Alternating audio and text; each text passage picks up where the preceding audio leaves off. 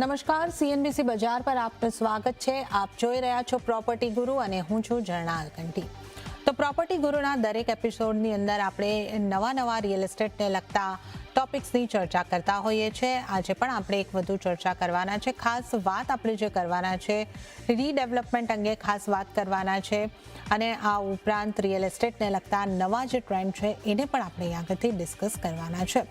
આજે મારી સાથે આ ચર્ચાની અંદર જોડાઈ ગયા છે આર્કેડ ડેવલપર્સ લિમિટેડના સીએમડી અમિત જૈન. અમિતજી, સ્વાગત છે આપનું સીએનબીસી બજાર પર. અને આજે આપણે રિયલ એસ્ટેટને લગતા ખાસા એવા મુદ્દાઓની ચર્ચા કરવાના છે, પણ આપણે રીડેવલપમેન્ટના મુદ્દાથી શરૂઆત કરીએ. કારણ કે જે રીતે આપણે જોઈ રહ્યા છે મુંબઈની અંદર ઘણા બધા પ્રોજેક્ટ અત્યારે આપણને રીડેવલપમેન્ટમાં જતા દેખાઈ રહ્યા છે. ખાસ કરીને જે વેસ્ટર્ન સબબ છે, બોરીવલી, મલાડ, કાંદિવલી, આ તરફનો એરિયા છે, ત્યાં ઘણા બધા રીડેવલપમેન્ટ છે. અંધેરી વિસ્તારની અંદર ઘણા બધા રીડેવલપમેન્ટ આપણને થતા દેખાઈ રહ્યા છે. તો આ ઘણી બધી સોસાયટીને રીડેવલપમેન્ટની જરૂર પણ છે. તો સૌથી પહેલાં આપણે ગ્રાહકોના એંગલથી જો લઈએ કે રીડેવલપમેન્ટને કારણે કઈ રીતે હોમ બાયર્સને રીડેવલપમેન્ટની ઇમ્પેક્ટ આવતી હોય છે. નમસ્કાર. બોમ્બે સિટીમાં નવી લેન્ડની હવે અવેલેબિલિટી ઓછી થઈ ગઈ છે અને આ જે મકાનો છે જે રીડેવલપમેન્ટ માટે આવી રહ્યા છે એ હવે જૂના થઈ ગયા છે, 4 to 5 decades old.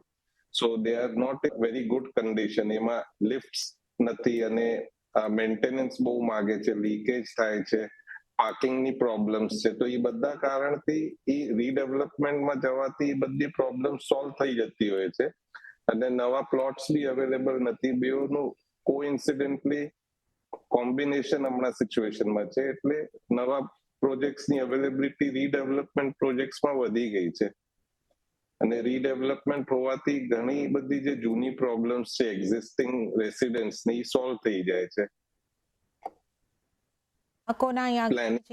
થઈ જાય છે, જેમ કે સમજો, અને એરિયા એ લોકો જે યુઝ કરતા હોય એનાથી વધારે મળી જાય. નોર્મલી 1 BHK હોય તો 1 રૂમ એક્સ્ટ્રા મળી જાય તો 2 BHK થઈ જાય છે. લિફ્ટ આવી જાય છે, પાર્કિંગ ફેસિલિટીઝ બેટર થઈ જાય છે, સિક્યોરિટી સિસ્ટમ્સ હોવાથી સિક્યોરિટી બેટર થઈ જાય છે અને નવી એમ્યુનિટીઝ એમને મળી જાય છે. એટલે their lifestyle totally changes after redevelopment.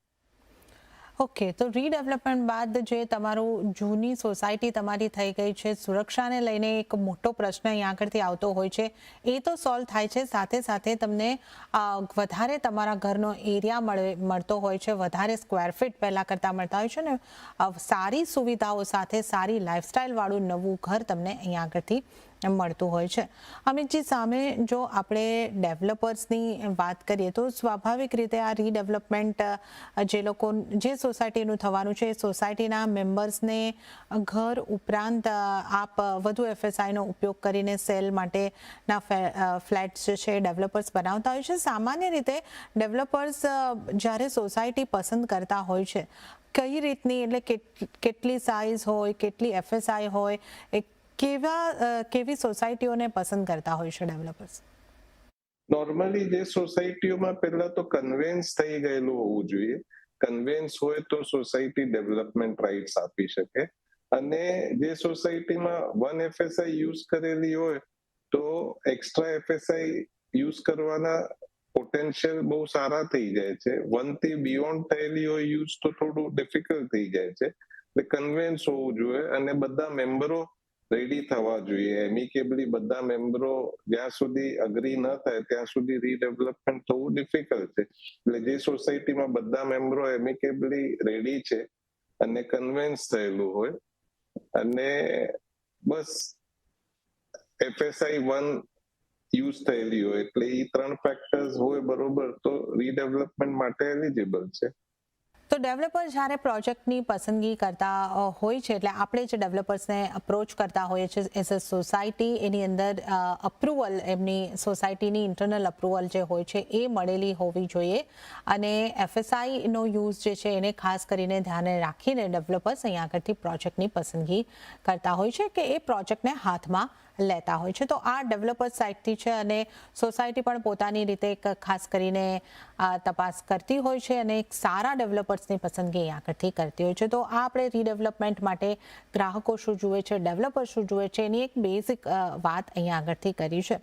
પણ હવે આપણે જો અમિતજી આગળ વાતને સમજીએ અને એક રિયલ એસ્ટેટના દ્રષ્ટિકોણથી આપણે જોઈએ, જે રીતે આપણે મુંબઈ શહેરની અંદર રીડેવલપમેન્ટના પ્રોજેક્ટ્સની સંખ્યા વધતી જોઈ રહ્યા છે, આટલા બધા જે પ્રોજેક્ટ અહીંયા આગળથી આવી રહ્યા છે, બે ઇમ્પેક્ટ એની દેખાઈ રહી છે. પહેલી વસ્તુ તો એ કે જે રેન્ટલ હોમ્સ છે એની ડિમાન્ડ આપણને ઘણી બધી વધતી દેખાઈ રહી છે અને ભાડા પણ બહુ ઘણા બધા મોંઘા થતા દેખાઈ રહ્યા છે.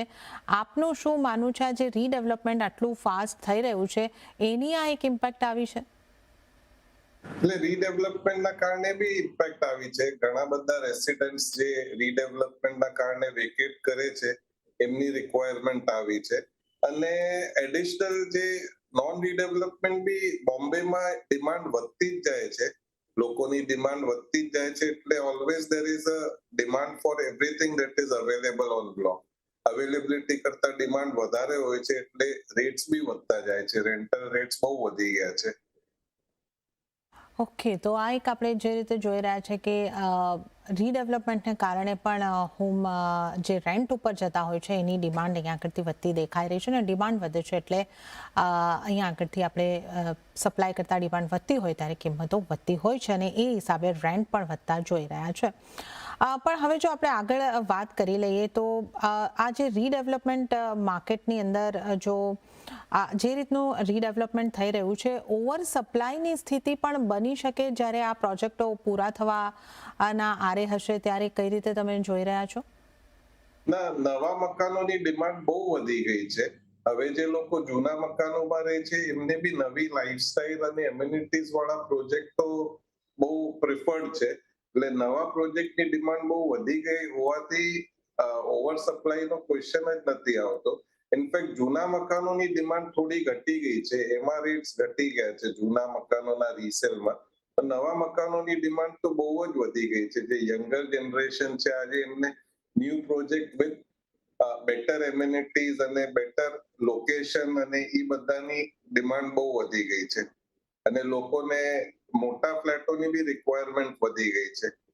એટલે પર હેડ જે કન્ઝમ્પશન ઓફ એરિયા છે એના ફ્લેટ વધી ગયું છે. એ બધાના કારણે જે બી સપ્લાય છે એ અબ્ઝોર્બ થઈ જાય છે. આ આપણે જે રિયલ એસ્ટેટમાં હોમ બાઇંગના જે ટ્રેન્ડ છે એની પણ વાત કરીશું, પણ આપણે રીડેવલપમેન્ટની વાત શરૂ કરી છે ત્યારે મારે સૌથી પહેલાં આપની પાસેથી એ પણ સમજવું હતું કે રીડેવલપમેન્ટને લઈને જે સરકારની પોલિસી છે એને તમે કઈ રીતે જોઈ રહ્યા છો? રીડેવલપમેન્ટને વેગ મળે એ માટે કેવો સપોર્ટ પોલિસીથી કે સરકાર તરફથી મળવો જોઈએ? એટલે સરકારે રીડેવલપમેન્ટને પ્રોત્સાહન આપવા માટે અમુક એડવાન્ટેजेस આપ્યા છે, જેમ કે ફંજીબલ એફએસઆઈ જે એક્ઝિસ્ટિંગ મેમ્બરની છે એ ફ્રી આપી છે. સ્ટેમ્પ ડ્યુટી જે એક્ઝિસ્ટિંગ મેમ્બરના ફ્લેટના અગ્રીમેન્ટની છે એનું બી વેવર આપ્યું છે. ₹1000 સ્ટેમ્પ ડ્યુટીમાં એનું અગ્રીમેન્ટ થઈ જાય. પણ આના સિવાય બી બીજા બી એડવાન્ટેजेस અગર સરકાર આપે તો એનાથી બહુ એન્કરેજમેન્ટ મળે અને હજી પિકઅપ થશે, હજી સ્ટ્રીમલાઇન થઈ જશે રીડેવલપમેન્ટ. જેમ કે જીએસટી ના કોઈ એડવાન્ટેજ આપી શકે કે બીજા કોઈ મ્યુનિસિપલ પ્રીમિયમના એડવાન્ટેજ આપે તો એનાથી એન્કરેજમેન્ટ ઓર વધશે. ઓકે, તો આ અહીંયાથી અમુક જો જીએસટીને લગતી પણ રાહત અહીંયા આગળથી આપવામાં આવે તો રીડેવલપમેન્ટની અંદર આપણે એક વેગ મળતો અહીંયા આગળથી જોઈ શકીએ છીએ. પણ ઓવરઓલ જે રીતે આપણે જોઈ રહ્યા છીએ ખાસું એવું રીડેવલપમેન્ટ મુંબઈની અંદર થતું આપણને દેખાઈ રહ્યું છે અને જે જૂની સોસાયટી છે, મુંબઈ એક જૂનું શહેર છે, સૌથી પહેલાં વિકસેલું શહેર આપણે જેને કહી શકીએ, એટલે હવે અહીંયા આગળથી સ્વાભાવિકપણે રીડેવલપમેન્ટની ઘણી જરૂર છે અને ઘણા બધા ડેવલપર્સ પણ આ કામ અહીંયા આગળથી કરી રહ્યા છે. તો આપણે થોડી રીડેવલપમેન્ટને લગતી વાત કરી છે, પણ એક ક્લસ્ટર રીડેવલપમેન્ટની વાત પણ થઈ છે. જે નવી હાઉસિંગ પોલિસી મહારાષ્ટ્રની આવી એમાં પણ એનો ઉલ્લેખ કરવામાં આવ્યો છે. તો આ ક્લસ્ટર રીડેવલપમેન્ટને તમે કઈ રીતે જોઈ રહ્યા છો? ડેવલપર્સ માટે આ ક્લસ્ટર રીડેવલપમેન્ટ એ એક સારી વસ્તુ છે કે ત્યાં ચેલેન્જીસ વધારે છે? ક્લસ્ટર રીડેવલપમેન્ટમાં ચેલેન્જીસ થોડા વધારે છે. એમાં સાઇઝ ઓફ ધ પ્લોટની રિક્વાયરમેન્ટ છે, અમુક ક્રાઇટેરિયા છે, રોડ વિડ્થના ક્રાઇટેરિયા છે, અને જે પ્રોજેક્ટ જે સોસાયટીઝમાં એફએસઆઈ વધારે વપરાયેલી હોય એમાં ક્લસ્ટર સ્કીમમાં જવાથી ફિઝિબિલિટી બેટર થઈ જાય છે, ડેન્સિટી પ્રોજેક્ટની વધી જાય છે, અને ટાઈમલી કમ્પ્લીશન કરવું એ વધારે એમાં ક્રિટિકલ છે. અને ફિઝિબિલિટી ચેક કરીને બધું વ્યવસ્થિત હોય તો you can go for cluster redevelopment. જે સોસાયટીઓમાં એફએસઆઈ વધારે વપરાયેલી છે એમાં ફિઝિબિલિટી ક્લસ્ટર સ્કીમમાં બેસી શકે છે. એમાં તમારે ફિઝિબિલિટી વગેરે બધું બરોબર ચેક કરીને તમે કરી શકો as a developer. Timely completion is very critical.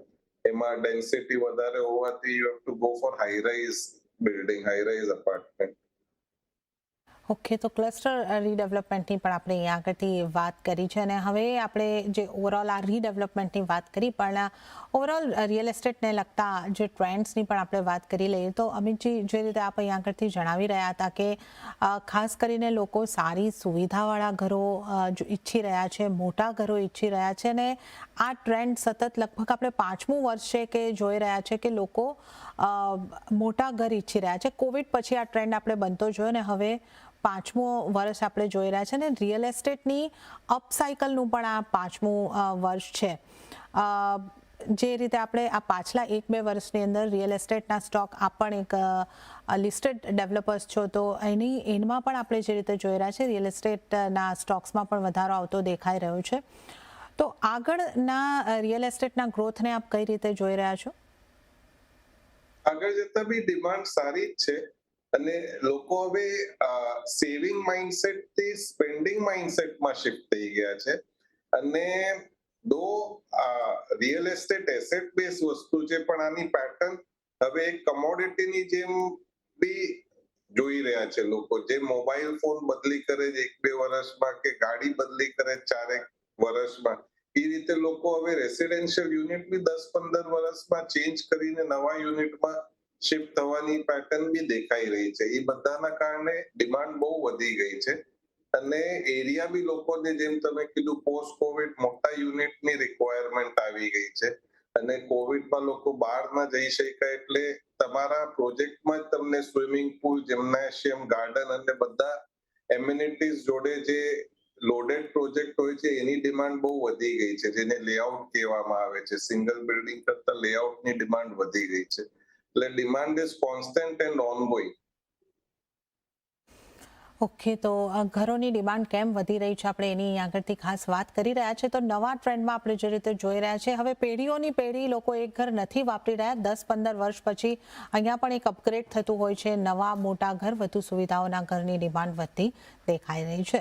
આગળ ચર્ચા ચાલુ રાખીશું, પરંતુ હાલ સમય થઈ રહ્યો છે એક નાનકડો બ્રેક લેવાનો. લઈશું બ્રેક, અને બ્રેક બાદ અમિત જૈન સાથે આ શોમાં આગળ વધીશું.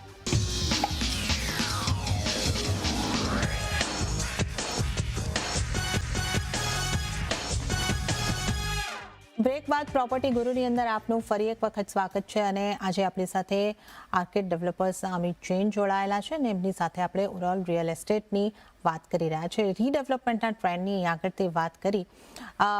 અમિતજી, હવે મારે તમને એ પૂછવું હતું કે આપની એક થાણાની અંદર એક મોટું લેન્ડ પાર્સલ તમે એક્વાયર કર્યું છે. આમ આપની જોઈ રહ્યા, આપની જે પોર્ટફોલિયો છે, જે પ્રોજેક્ટનો પોર્ટફોલિયો છે, એને જોતા આપ રીડેવલપમેન્ટ માટે વેસ્ટર્ન સબર્બમાં ઘણા બધા પ્રોજેક્ટ કરી ચૂક્યા છો, કરી રહ્યા છો. જે લક્ઝરી પ્રોજેક્ટ આપના સેન્ટ્રલ મુંબઈની અંદર પણ અહીંયા આગળથી કાંજુરમાર્ગ, મુલુંડ એ તરફ થઈ રહ્યા છે. હવે આપ થાણેની અંદર એક એન્ટ્રી કરી રહ્યા છો, તો થાણેમાં આપની એન્ટ્રી પાછળ આપની કઈ રીતની થોટ પ્રોસેસ રહી છે? થાણેના માર્કેટને કઈ રીતે જોઈ રહ્યા છો? So Thane market is an independent market, and it is equivalent or bigger than the Bombay market in terms of sale numbers. અને બોમ્બેમાં જેમ પહેલા કીધું કે લેન્ડની અવેલેબિલિટી હવે ઘટી ગઈ છે, એટલે we are going further north bound. અને Thane is a new development, new infrastructure, metro infrastructure connectivity બહુ સારી છે થાનેની. હમણાં બોરીવલીથી થાનેનું અંડરગ્રાઉન્ડ ટનલનું બી કામ ચાલુ છે બોરીવાડે વિલેજમાં. કનેક્ટ કરે છે થાનેમાં, અને બધું new infrastructure, new rods, new schools અને very good development is coming up. Job opportunities are being created. So Thane is the next big thing only. All big developers are already there, and it is a very good mature market. Okay, તો આ આપણે અહીંયા આગળથી થાણામાં નવી એન્ટ્રીની અહીંયા આગળથી વાત કરી છે ને આ ઉપરાંત ઓવરઓલ રિયલ એસ્ટેટના ટ્રેન્ડ્સની જો આપણે અહીંયા આગળથી વાત કરી લઈએ, એઝ અ ડેવલપર આપ કેવા ટ્રેન્ડ જોઈ રહ્યા છો, કેવી રીતના ઘરોની ડિમાન્ડ આપને દેખાઈ રહી છે, જે રીતના આપ નવા પ્રોજેક્ટ લાવશો, કઈ રીતના ટ્રેન્ડ્સ? ટ્રેન્ડ્સમાં હવે automation is very much in trend. Now people are interested in technology, એટલે સિક્યોરિટીમાં automations use થાય છે. ઇલેક્ટ્રિકલ ફિક્ચર્સમાં ઓટોમેશન્સ યુઝ થાય છે, લાઇટ્સ, ફેન્સ, અને તમે મોબાઈલ ફોનથી ઘણું બધું ઓપરેટ કરી શકો છો, air conditioning, even like locks and all have become automated. Automation is the one thing which is in trend, and technology is one thing which is in trend, અને બધી એમ્યુનિટી લોડેડ પ્રોજેક્ટ ની trend છે, એટલે single building ની demand, sale velocity ઓછી આવે છે અને રેટ્સ બી ઓછા આવે છે. So it is better you make layouts with all the amenities which are very much in demand. એટલે તમારી પ્રોજેક્ટમાં swimming pool, club house, gymnasium, game, sport એ બધું આવી જાય તો એની ડિમાન્ડ બહુ છે. અને sustainable building, green building, sustainable building, હા, તમારા પ્રોજેક્ટમાં સોલાર ફેસિલિટી, તમારા પ્રોજેક્ટમાં સ્યુએજ ટ્રીટમેન્ટ પ્લાન્ટ અને વોટર રિસાયકલિંગ, એ બધું sustainable is very much in trend. એનાથી તમે એન્વાયરમેન્ટલ ફ્રેન્ડલી અપ્રોચ રાખી શકો છો. ધ મટીરિયલ જે યુઝ થાય છે કન્સ્ટ્રક્શનમાં, એ બધું બી એન્વાયરમેન્ટલ ફ્રેન્ડલી મટીરિયલ્સ યુઝ થાય છે. આઈજીબીસી અપ્રુવલ્સ હોય છે અમારા પ્રોજેક્ટના, તે હિસાબે જે સ્ટેન્ડર્ડ આઈજીબીસી ના હોય છે, આઈજીબીસી સર્ટિફાઈડ મટીરિયલ યુઝ કરીએ. જી, અને હવે આપણી સાથેથી એ પણ એક ખાસ ચર્ચા કરવી હતી કે જે રીતે આપણે રેટ કટની સાયકલ જોઈ રહ્યા છે, આ વર્ષમાં ત્રીજો રેટ કટ આવ્યો અને એ મોટો રેટ કટ આવ્યો, 50 BPSનો રેટ કટ આવ્યો છે. તો અફોર્ડેબલ સેગમેન્ટને તો સ્વાભાવિક રીતે આની ઇમ્પેક્ટ પોઝિટિવ રીતે થવાની છે, લોકોની અફોર્ડેબિલિટી વધશે. લક્ઝરી પ્રોજેક્ટ માટે કેટલો ફરક આવી શકે આ રેટ કટ સાયકલથી? સેન્ટિમેન્ટ અહીંયા પણ સુધરે છે કે આપ કઈ રીતે જોઈ રહ્યા છો? એટલે બધે જ લોકો, બધા segment, across all the segment, people majority 90% of people go for home loans, even if it is four luxury. કેમ કે હોમ લોનના જે ઇન્ટરેસ્ટ રેટ છે એ બહુ અટ્રેક્ટિવ મળે છે અને સ્ટેન્ડર્ડ ડિડક્શન બી મળે છે. અને આ જે ઇન્ટરેસ્ટ રેટ ઘટી ગયા છે એનાથી લોન એલિજિબિલિટી વધી જશે અને ઈએમઆઈ બી ઘટી જશે. જે પે આઉટ ઈએમઆઈ ની હોય છે એ ઘટી જશે, એ બહુ અટ્રેક્શન વધારી દે છે, એનાથી ડિમાન્ડમાં બહુ સર્જ અને સ્પાઇક આવશે. ધીસ વિલ બેનિફિટ અ લોટ.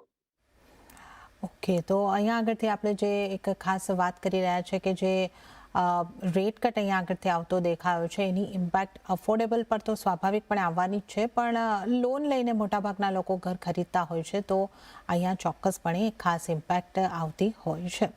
પણ આગળ જો આપણે અહીંયા આગળથી વાત કરી લઈએ કે જ્યારે ઘર ખરીદાર ઘર ખરીદવા માટે જતો હોય છે, આપ નવા પ્રોજેક્ટ પણ બનાવો છો, લક્ઝરી પ્રોજેક્ટ પણ બનાવો છો, રીડેવલપમેન્ટ ક્ષેત્રે પણ કાર્યરત છો. એક ગ્રાહક જે નવો ફ્લેટ લેવાનો છે એની અહીંયા આગળથી હું વાત કરી રહી છું, એ આવા પ્રોજેક્ટની અંદર જે બિલકુલ નવા બની રહ્યા છે, ફ્રેશ લેન્ડ પાર્સલ ઉપર, અને જે રીડેવલપમેન્ટ થઈને આવી રહ્યા છે, એમાં ગ્રાહકને કશે એક પોઝિટિવ પાસાઓ ખરા, એક ફાયદો મળી શકે એવો ખરો કે જો રીડેવલપમેન્ટના પ્રોજેક્ટમાં એને કોઈક ફાયદો થતો હોય? રીડેવલપમેન્ટ પ્રોજેક્ટના રેટ્સ થોડા કોમ્પિટિટિવ હોય છે વિસ ન્યૂ પ્રોજેક્ટ્સ, ને રેન્ટલ એમાં ચાલુ હોય એટલે ડિલિવરીની બહુ પ્રેશર હોય, ફાસ્ટર ડિલિવરી. તમારે લિમિટેડ રેન્ટલ પીરિયડમાં એ સોસાયટીને જે કમિટ કર્યું છે એમાં જ પૂરું કરવું છે, એટલે ફાસ્ટર ડિલિવરી બી થઈ જાય છે અને રેટ્સ થોડા ન્યૂ પ્રોજેક્ટ કરતા થોડા કોમ્પિટિટિવ હોય છે. That is the advantage for the buyer. Okay, તો રીડેવલપમેન્ટના પ્રોજેક્ટમાં એક થોડા રેટ તમને કોમ્પિટિટિવ મળી શકે છે, એક ફાયદો છે. અને જે રેરાનું પ્રોટેક્શન છે અમિતજી, એમાં કઈ રીતની સ્થિતિ હોય છે? નવા જે બાયર્સ એટલે નવા જે તમારા સેલ્સના ફ્લેટ હોય છે, જે રીડેવલપમેન્ટવાળા પ્રોજેક્ટની જો આપણે વાત કરીએ તો જે નવા સેલેબલ ફ્લેટ છે એ તો રેરાને માટે રજીસ્ટર થવાના છે. જે સોસાયટીના ગ્રાહકો છે એમને રેરાનું પ્રોટેક્શન મળતું હોય છે, કઈ રીતની સ્થિતિ બનતી હોય છે? એટલે સોસાયટીને જે અમે ડેવલપમેન્ટ અગ્રીમેન્ટ કરીએ છીએ એમાં જ એમને timeline of the project define કરેલી હોય છે, અને ડીલે થાય તો એમને રેન્ટલ્સ બી વધારીને આપવું પડે છે, અને બેંક ગેરંટી બી અપાયેલી હોય છે જે સોસાયટીને પ્રોટેક્ટ કરે છે. એટલે they are protected in all aspects. Okay, તો આ આપણે અહીંયા આગળથી ખાસ વાત કરી છે કે કઈ રીતે રીડેવલપમેન્ટના લોકોને પણ કઈ રીતની સુરક્ષા મળતી દેખાઈ શકે છે, અને ઓવરઓલ રિયલ એસ્ટેટના ટ્રેન્ડની પણ આપણે અહીંયા આગળથી વાત કરી છે. અમિતજી, આપનો આભાર, આપ અમારી સાથે જોડાયા અને તમામ મુદ્દાઓ અંગે આપણે અમારી સાથે ચર્ચા કરી. આપનો ખૂબ ખૂબ આભાર. અને આ સાથે જ પ્રોપર્ટી ગુરુની આ રજૂઆતમાં તો આટલું જ, પરંતુ આપને જતાં ફરી એક વખત યાદ કરાવી દઈએ કે આપના રિયલ એસ્ટેટને લગતા, ઘરની ખરીદારી, વેચાણ, ઇન્વેસ્ટમેન્ટને લગતા કોઈ પણ સવાલ હોય અમને લખી મોકલાવો. અમારું ઈમેલ એડ્રેસ છે propertyguru@nw18.com. તો આ સાથે જ આ એપિસોડની અંદર તો હાલ પૂરતું આટલું જ. હાલ મને પણ આપશો રજા, પણ વધુ અપડેટ અને સમાચારો માટે આપ જોતા રહો CNBC બજાર. નમસ્કાર.